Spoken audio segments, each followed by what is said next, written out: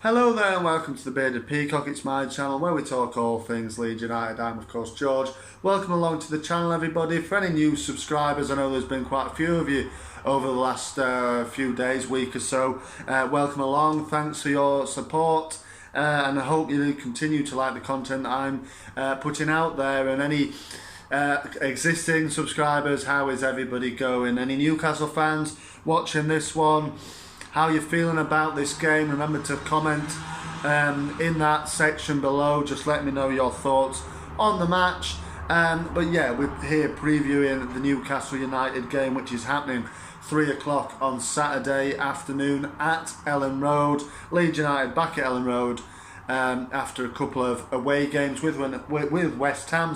One in the FA Cup, one in the league. With what a win it was last time out. And there's obviously transfer activity going on at both clubs, which we're not going to focus on in this preview. Really, we might touch upon it briefly, but it's looking, as I do, I look at team news, my predicted lineups for both sides, a key battle which I think is going to be integral into as it's from a Leeds fan's my perspective, what's going to be integral to us winning the game, and then a key player for both sides which I think can affect the game in each of their favours. So let's get on with it then. So team news, Marcelo Bielsa had his press conference, didn't he, this afternoon, wasn't it? And it's very much the same, always an injury to say about from Bielsa, isn't there, and everything like that. I'm just going on the team news here. I didn't hear what he said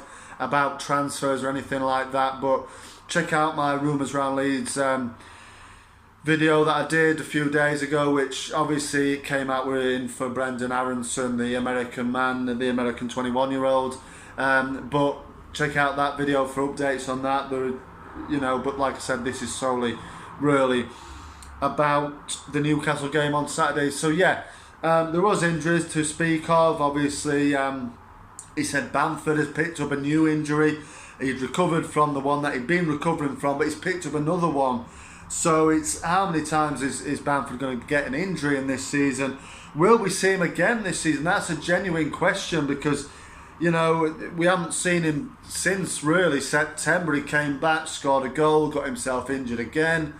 And it was that Newcastle game that saw him get injured for so long. So yeah, it's going to be a while since until we see Bamford. But he said that Roberts and Gelhardt are looking like they're going to be available again for this game. So other than that, it's as you were.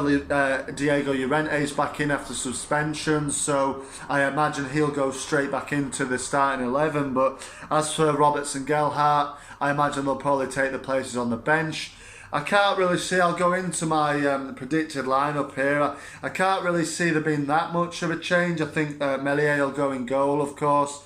I think he'll go with Hellier. I think his name is, or Hajelde, some people might know him as, but I think the correct pronunciation is Hellier. So Leo Hellier,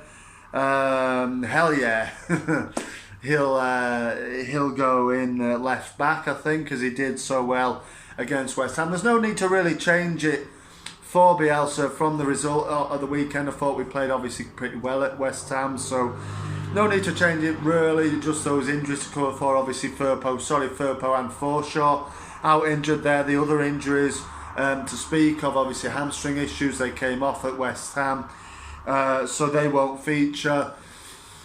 And other injuries, all sorts of injuries, aren't there, from Leeds United's perspective this season. We've never really had a fixed squad to pick from. So yeah, Hellier will start at left back. I think it'll be Strauch and Llorente will come back in at centre back. I think that'll shift Ayling into the right back position. Then I think he'll go with it'll be a 4-2-3-1 formation. I think he'll go with the two centre midfielders of Koch and Dallas.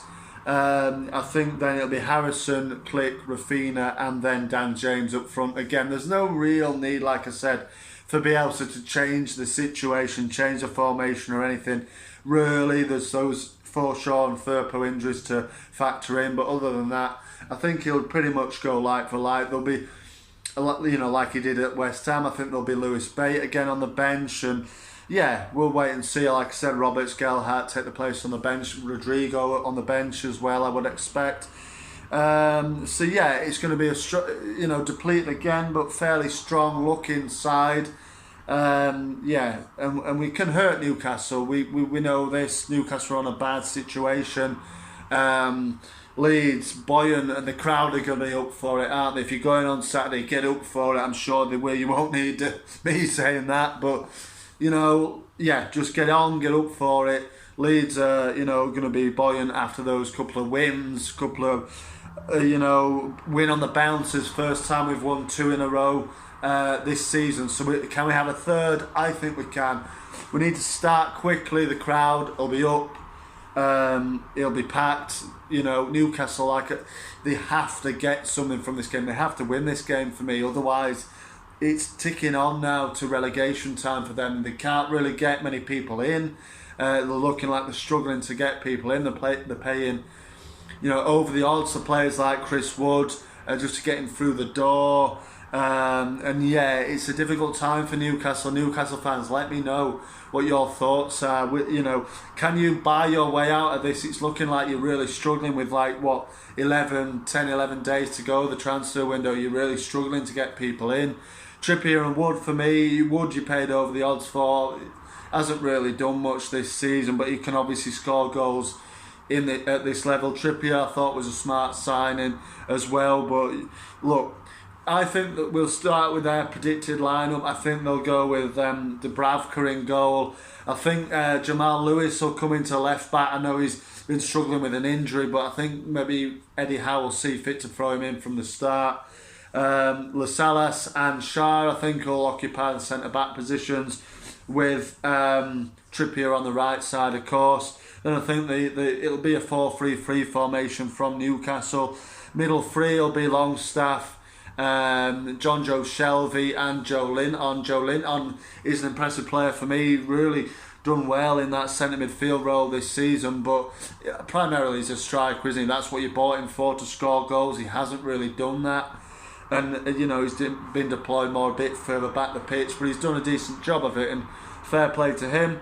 And the front three there, I think Ryan Fraser looks like he's been getting game time there on that side. Obviously St. Maximan, a danger man on the other side, and then our former player, your new man, obviously Newcastle, Chris Wood, spearheading the attack. And Chris Wood, he obviously came up against Leeds with Burnley only a few weeks ago, didn't really do much at all. He'll be obviously always up for a game at Elland Road against Leeds, and let's wait and see. Can he get the goals? For me, it's not a good sign in this, really. He might get the goals, he might not. He's 25 million. Not that the money matters. Newcastle have it to throw around, but it's a lot of money to pay for a striker who scored 3 goals. I know it weakens Burnley substantially, but is it all just about that? Can he now score the goals to keep you up? I'm not so sure personally. Watching them go and get a hat-trick or whatever against us at Elland Road, it's a game for him to really get up for. New club, at his former club, can he get up for it? Can he get you the win? But for me, it's all about Leeds starting quickly in this game and putting Newcastle to the sword and not giving them anything, and that's what it's going to be about. For me, there's a key battle then. I'm going to go with Rafinha against Jamal Lewis down that side, that right side, that left side for Newcastle. If Rafinha is on it here, we get some goals. I think there's goals for him, there's goals for other people. He can assist. He's got 2 so far, obviously, this season.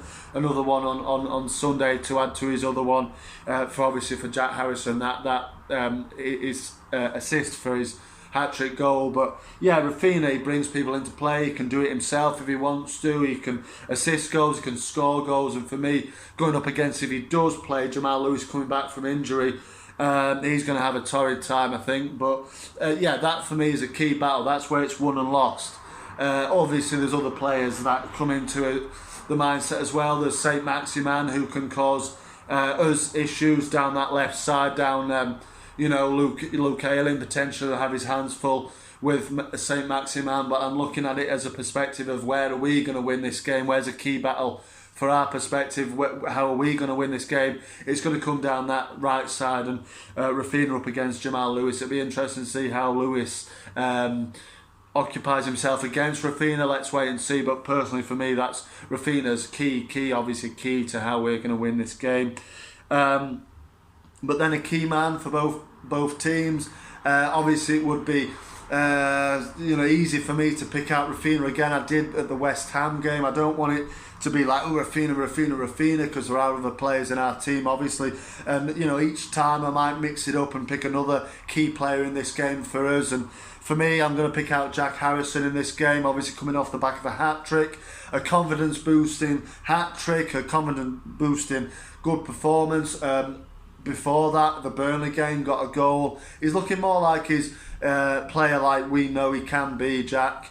So I'm going to pick out him as a key man for us. The 4 goals, obviously, like I said, 4 in his last 2. He can really cause Newcastle problems, and knitted in with the other attacking players we have, like say Dan James has a part to play as well with his speed on the counter or the speed on the attack. Can really cause Newcastle problems. But I'm going to pick out Jack Harrison as a key man for it. It's a bit of, like I put up a few stats on the screen for you guys to see. But yeah, for me, he's the key man for Newcastle. It's no looking past that man, but Alan St Maximin, who 5 goals, 3 assists. I think it's his best in the Premier League in the Newcastle shirt. So look, he's no doubt, if they get relegated, look, and all this about the money they've got, if they get relegated, no way is he staying at Newcastle. He want to play at the highest level he can, whether that's in the Premier League or whether that's in other European leagues, I don't know. But look, he's at the height of his game at the moment, still only 24. But yeah, 5 goals, 3 assists. He's a danger whenever you play him. He scored a goal against us, obviously, in September at St James's Park. He cut in, he put it in.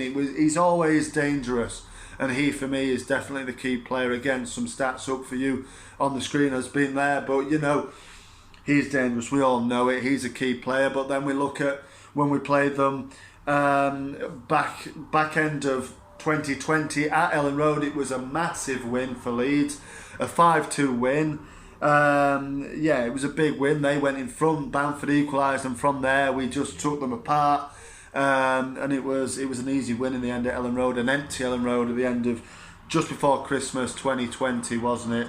And the last time we obviously played them was a 1-1 draw. I've touched upon it a couple of times in this preview here.